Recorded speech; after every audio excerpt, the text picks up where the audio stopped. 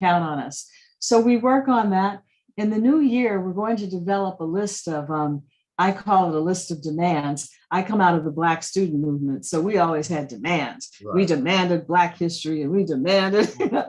So we're going to have a list of issues in 2023. So our members are going to design that list. We're going to have de-escalation of violence, getting that bill passed as a priority. Yes. But we have other priorities. We may need to find funding for mentorship. Right. Maybe there needs to be an incentive for adults to get involved in helping young people. I don't know. But we need to talk about, if we had a magic wand, what kind of legislation do we want to see? Right. At the school level? I want to see civics classes back in the classroom. They took civics out. My two favorite teachers of all time, who I still communicate with to this day, were my civics teachers in high school. Okay. I talk to them to this day. Okay. Well, Reverend Flint, we need to mobilize them. We need to put together some issues and go to these school boards. We need music back in the schools. Oh, yes, yes. You talk about listening to jazz in your car every day as a way that you calm down. Well, when I came along, I played the cello in the school orchestra, and just having music in your life is an important dimension. Right. So many of our kids, the only music they're getting is that crazy rap you talked about. Right. That's unforgivable. Now, in our organization, because we do have our good brothers and our women, we have some really incredible people. We have a man that we honored last year, Mickey Stevenson, who was the A&R man behind Motown. Nice. And this is a mature, profound man who's getting involved in the electoral process, advocating votes, using music. And I'll send you a copy of one of his music pieces that he's using to support a Black woman running for Congress in Los Angeles. And hopefully she'll be on one of the WCEG shows. Her name is Jan Perry, outstanding woman running for US Congress. So we have some really talented people like yourself who are willing to use their brilliance to help try to create some new systems. And that's what we have to do. We did something a few years ago called the Harmony Jam, and we want to do it again, and we're going to do it. And this is where people could bring their own music, but it had to be nonviolent. Right. And it was so interesting. We had a rapper who wanted to participate, and he had bad lyrics. And we said, you can't use those lyrics. Yes. Oh, he was so upset. You can't tell me what to do. I wrote this song. Well, after talking with him, he agreed to take the lyrics out. Wow. And he was happy to write a song about love and understanding. And it really brought him into some awareness. Yes. So we need harmony jams all over the world. Harmony jams. I really love that. Yeah. People come together in peace. It doesn't have to be religion. It can be human relations. Right. So these are some of the things we do. I told you about our films. We produced, you can get the films on Black Women for Positive Change. You click on media and you will see 4 films there. One about domestic violence. Right. One called Drop, A Story of Triumph, which is about a young man who drops out of school, ends up in a drug deal, gets busted. And then we take it back and say, now, what would have happened if he had a second thought? Right. And we show how his life could have been if he had built on his talents. Love that. So we have various programs that we're promoting in various ways. Love that. Let me ask you this question. We've talked all this time, and I failed to mention that you are an author yourself, and that you've written a book, and correct me, Invisible Queen.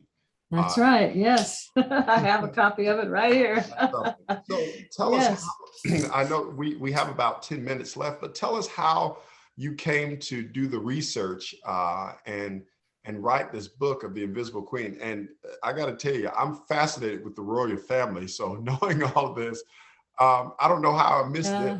I know. That's exactly it. Right. My husband is from Georgia, South Coastal Georgia, and we were researching his genealogy one night on the computer. Yes. Because he has some of the family, we all have this mixed race stuff in our history. Yes. And some of the Germans in his lineage were from Germany. Yes. So we were kind of exploring some German heritage. Right. Well, as we did that, a picture came up on the internet, and it said Black Queen of England.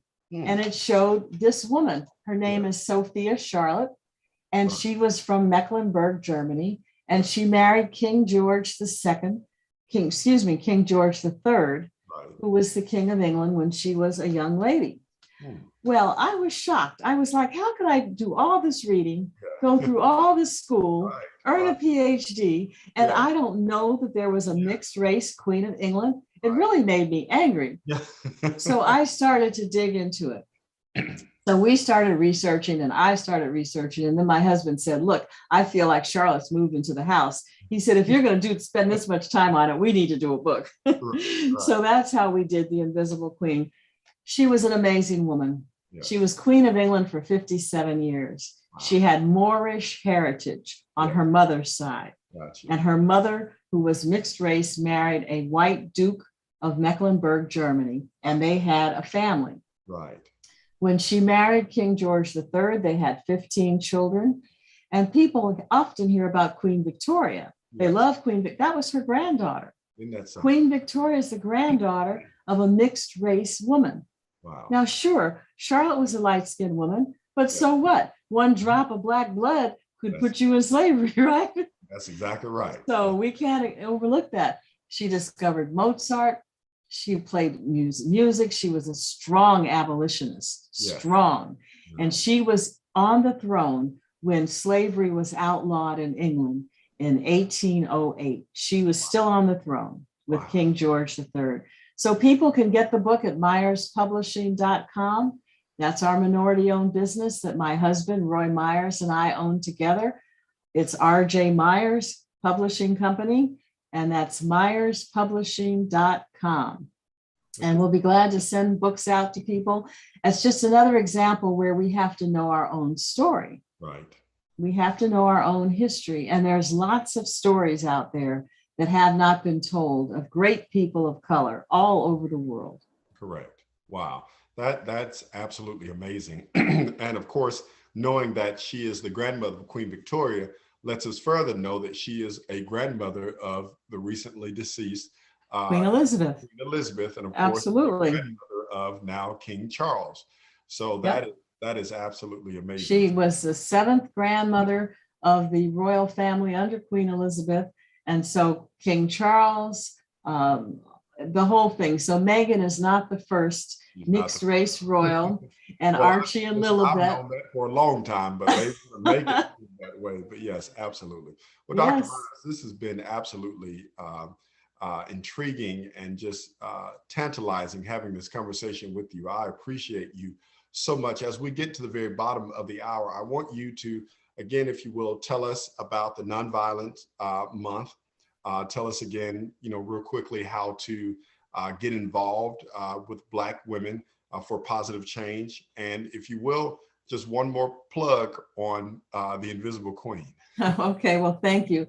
Well, October 2022 is the 11th annual month of nonviolence, families, voting rights, and opportunities. We want people to come to www.blackwomenforpositivechange.org and sign the voter pledge card. We're very dedicated to turning out the vote. Whatever vote you want to have, just get to the polls and vote.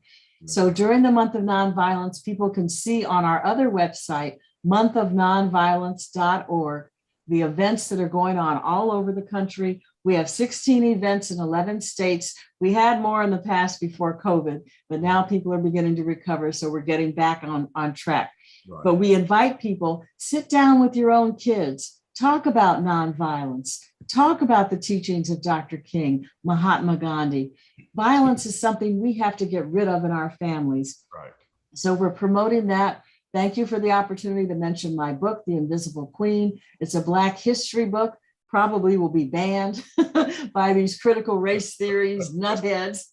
But for now, it's a privately owned company, so they can't ban it from us. We are in a democracy, and we have to fight to keep this democracy. And they can go to myerspublishing.com if they're interested in the book. It's not real expensive. It's $20 to purchase it, plus shipping and handling. And so I believe that our world is stronger when Black men and Black women work together. when we raise our children, when we reach out to our brethren of other races. We have mixed race people in our families. That's who we are. We have to embrace and show people we are stronger together. If you're Latino, if you're white, if you're Black, if you're African, island, Asian, let's come together with our common interest and build a new America. This country was built with the sweat of our ancestors, and we darn better remember that. I had a young lady the other day tell me she's getting ready to move to Montreal, Canada, if the election doesn't turn out the way she would like to see it. That is her right. Yes. But I really want us to stay here and fight for this country. Correct. We've given too much. You were in the military, Afghanistan, and all over the world. Yes. We have to fight for you. Right. And make sure that all the work and effort that you put in there is going to go towards the future for you, your daughters, and your family, and everyone else. Absolutely. Dr. Myers, it's been an absolute pleasure to have you on. When next I'm in DC, I'll definitely have to look you up. That's probably one of my favorite places to go. People who travel with me there ask me why I don't live there, because I can point out every monument and I know all the history of it. There, I love DC so very much. It's one of my favorite places to visit. But thank you so very much for sharing with us tonight. About your organization, about your book, and about your passion and your background. And we're better for you and the work that you've done on so many different levels and platforms. And we thank you so very much. Well, thank you. And I hope you'll join us, Reverend Joe Flint. You'll be one of our new good brothers. And we invite others to join us as well. Absolutely. Thank you again. One more time with the website. BlackWomenForPositiveChange.org. And the second website is monthofnonviolence.org. Ladies and gentlemen, we've been joined by Dr. Stephanie Myers, again, one of America's foremost leaders when it comes to positive change. And so we thank you so very much for joining us, and we appreciate all that you've done. And we continue to look forward to chat with you in future opportunities. Thank you, Dr. Myers. Thank you, Reverend Flint. Thank you. Have a good evening.